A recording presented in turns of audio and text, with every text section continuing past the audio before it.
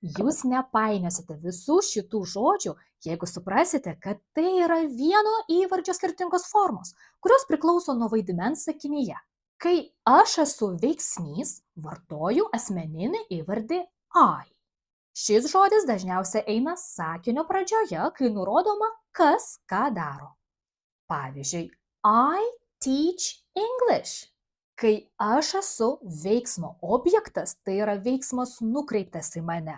Tuomet vartoju objektinį linksnį ir sakau me. Lietuviški atitikmenys čia gali būti įvairūs – man, manęs, mane ir taip toliau.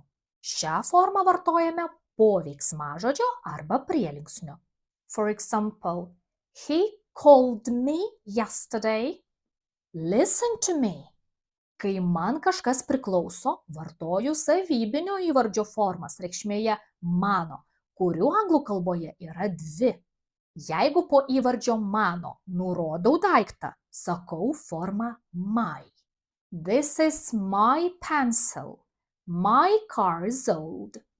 Tačiau jeigu daiktas yra žinomos iš konteksto ir aš jo tiesiogiai neįvardiju, tuomet vietoj jo sakau absoliučią savybinio įvardžio formą mine, mano manasis. This pencil is mine. Is that car mine or yours?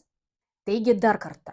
My vartoju prieš daiktavardį, o mine be daiktavardžio, nes ši forma yra savarankiška.